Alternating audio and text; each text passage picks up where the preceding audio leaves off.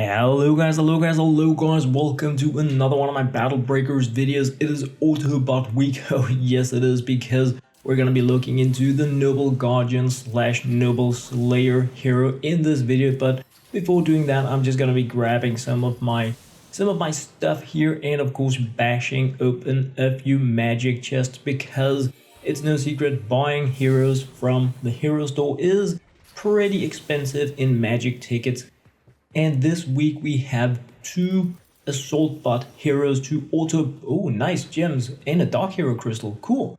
Two Autobot heroes that actually has 2 and 3 evolutions, which means that if you want to push your monster pit, you pretty much want to buy at least one of the 2 evolution hero and 2 of the other, but ideally you want to buy 2 of each, meaning 20,000 magic tickets. Now I already bought 1 of each, but I am as always struggling to get more magic tickets in Battle Breakers because I have the collector's gene. I kinda want it all, but let's see what we're getting in the Dark Hero Crystal. Wow, that was a disappointment.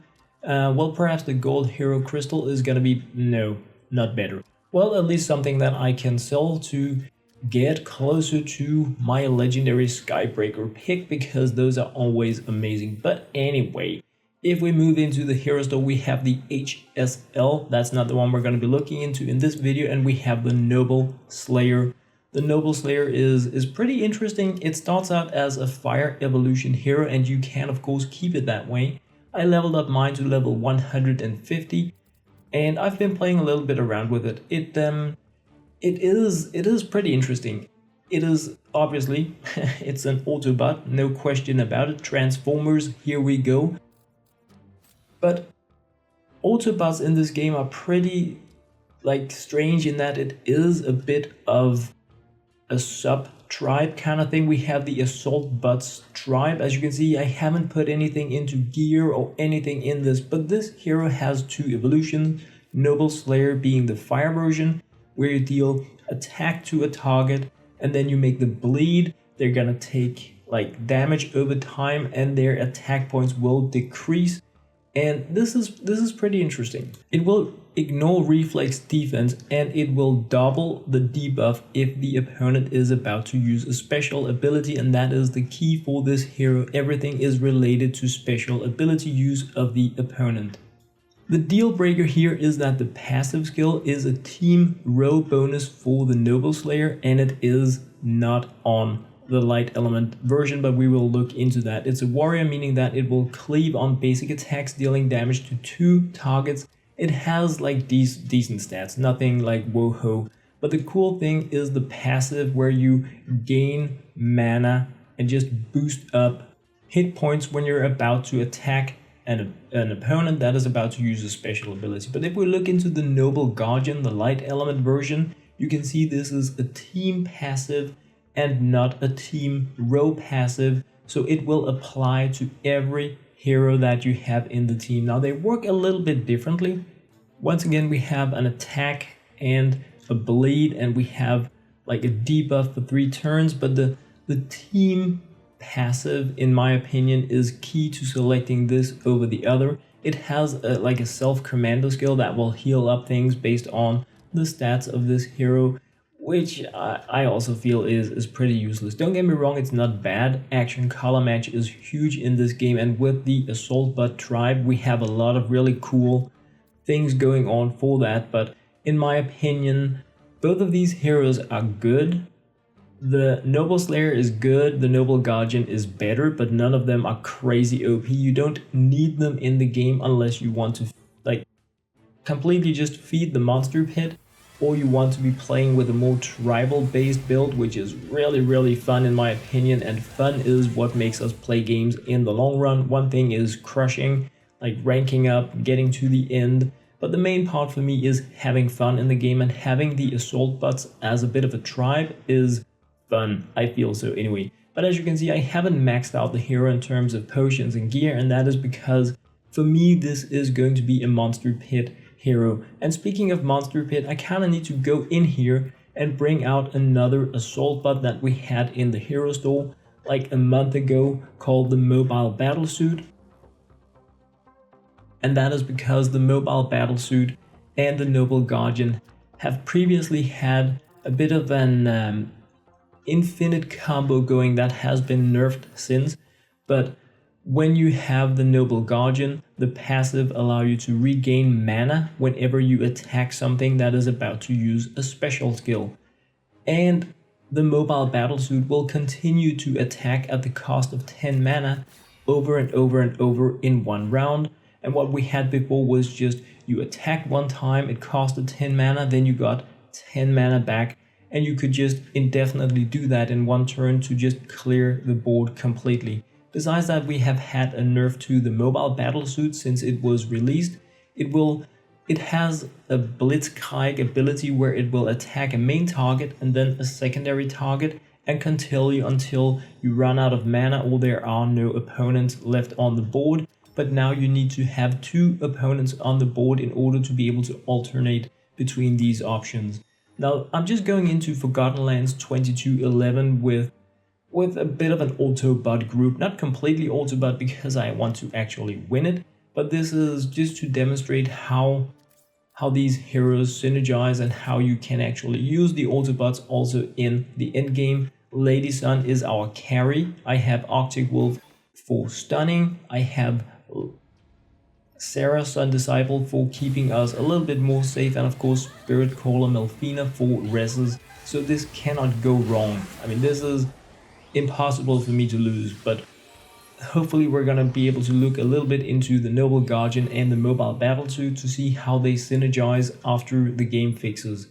I'm starting out by using Sarah Sun Disciple's Shield of Light because I cannot stun in this room, so I want to stay as safe as possible. So now that we have more defense, we can see here, okay, I assume the opponent is going to be using a special ability next, so I should boost up when I use my Blitzkrieg 2 ability where I will deal damage to a target and then another target at the cost of 10 mana. I have 193 mana on my mobile battlesuit hero, so I should be able to get more than 19 attacks unless I run out of secondary attack options. So as you can see here, we're just going crazy. We're just attacking all over the place, and we have these small 1 blues coming every once in a while. That is the mana regeneration from the Noble Guardian.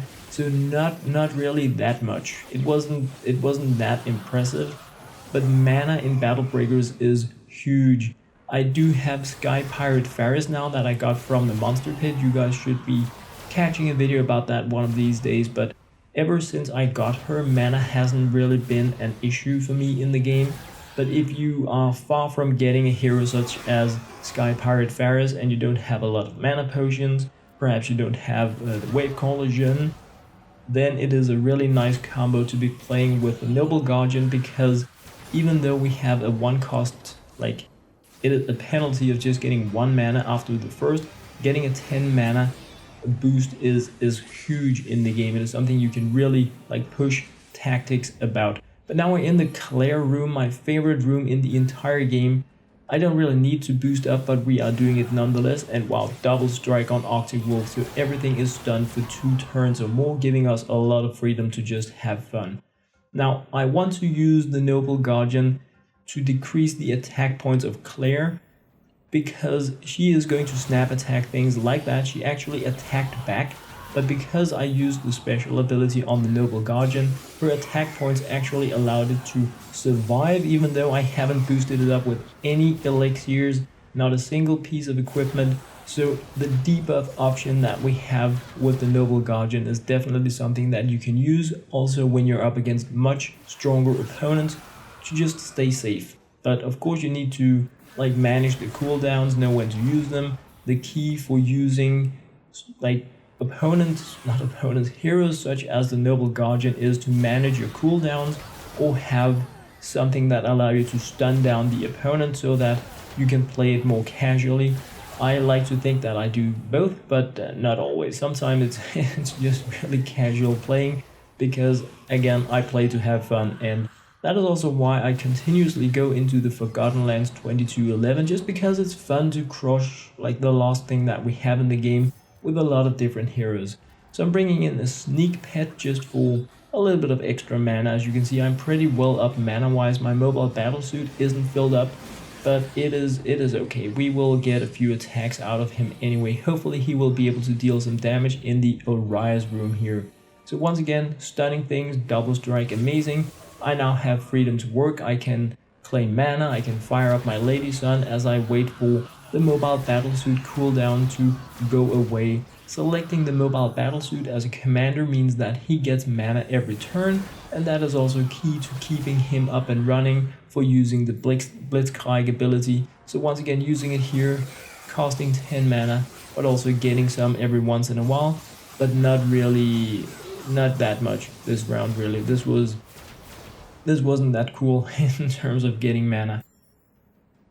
I don't believe that stunned opponents are about to use a special ability, so that is something you may want to keep in mind, and hopefully this video will shed some light on that. If you blitzkrieg on opponents or just attack opponents that are stunned, then they are probably not likely to use a special ability around the corner, meaning that you won't be getting the Noble Guardian mana boost, but we will probably be able to see that now. I'm just gonna boost up now in case we get area damage, and then stun them down there.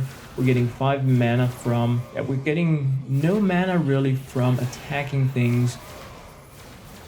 It does not appear to give us anything, so I actually think that enemies that are about to use a special ability are enemies that are off cooldown or at 1 perhaps, and have the mana to actually do it, because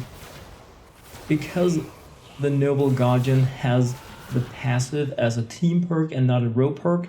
Lady Sun should also be getting this bonus, and it didn't. So I actually think that if you combine cooldown and Noble Guardian, you really need to consider the fact that you will be getting less mana back than you would if you were attacking based on cooldowns. So we should be able to get something now. It's a bit hard to see when things clutter up so much, but if you guys have managed to nitty-gritty any kind of stuff out of that, it would be cool to see in the comments. I will probably check through the video once I'm done recording it, but right now that is actually how I'm thinking about it. But let's just put in another sneak as we move into the next room. Oh yeah.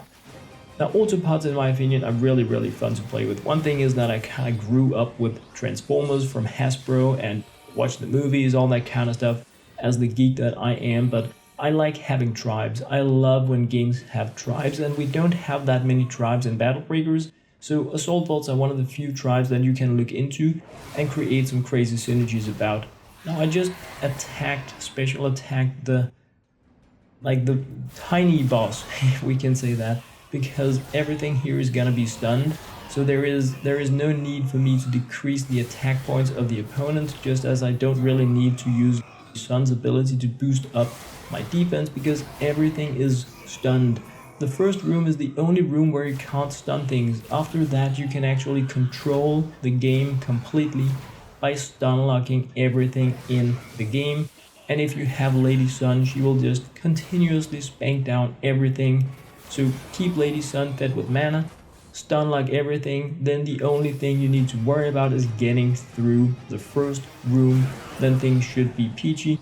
Moving up against Gabriel the Dauntless, in my opinion the best hero in the game, but I don't have Claire and Rebellious Sun Wukong yet. I hope to get at least Claire this week, but once again here we can stun lock the entire room, so we don't need to worry about Sun buffing up the defense of the opponents. We don't need to worry that much about Mira adding a block and reflection chance. I do have 1 Mira here on a 2 actually on a 0 turn cooldown, so that could get tricky. Okay, so that actually happened. That was pretty interesting. I guess we had some kind of interception with the stuns, but now everything is on a cooldown, and all I really need to do is just wait it out as Lady Sun ganks everything down, keep things stunned. We have a low cooldown on our Arctic Wolf Trig. He's being fed mana by the sneak. If he attacks and things are about to use a special ability, he will get mana. I could have broken crystals, now I did it with the AoE as well. So now it's just about waiting it out as Lady Sun finishes the battle. bringing me back to the Noble Guardian. Is it a hero that is worth buying? If you are relatively new to the game, the Noble Guardian is going to be great both as a commander and as a support hero. If you use the Noble Slayer, he will definitely be a boost for new players as well. Being an endgame player, having won the game, I would say, and I'm sorry guys, the only reason to buy the Noble Slayer and Noble Guardian is to have fun with tribes, or to put it into the monster pit because you move. Ooh, 790, nice. Because you want to move like further up in the monster pit level. So that is why I'm gonna be YOLOing the chests a little bit. An important thing about evolving the Noble Slayer to the Noble Guardian is that you don't need ceremonial armor, the most rare evolution material in the game that you only get in rotation in the Skybreaker at the very last page. So it is a great way for you to get 2 evolutions of a hero for the monster pit. So anyway guys, that was what I had to share in this video. I hope you enjoyed. As always, thank you very much for using my supporter creator code LOCAHANS and clicking my supporter creator link. Remember that a portion of sales goes to me when you use my supporter creator code or links. For now guys, thank you very much and very much for watching.